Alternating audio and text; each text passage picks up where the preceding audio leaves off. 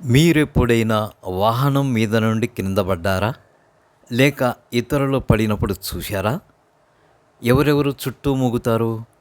దారెంబడి పోయేవారు. చిన్నలు, పెద్దలు, స్త్రీలు, పురుషులు ఇలా అనేకులు గుమి కొడతారు. అది సహజం. కానీ ఇక్కడ డూపు ప్రవీణ్ పడినప్పుడు ఆ వచ్చిన వారిని చూడండి.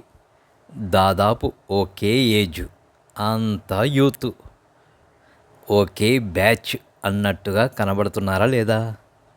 మరి ఎవరు వీరంతా?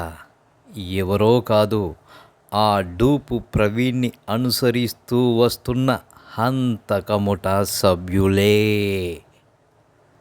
పాపం ఆ డూపుని క్షేమంగా కొవ్వూరు దాకా తీసుకుపోవాలిగా వీరు.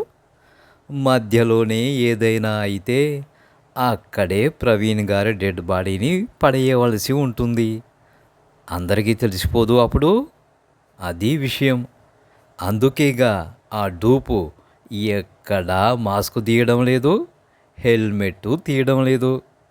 అందున ఎండాకాలం 400 కిలోమీటర్ల పైగా ప్రయాణం అయినా కానీ తీయడం లేదు. ఎందుకు? ఐడెంటిటీ తెలిసిపోతుందని.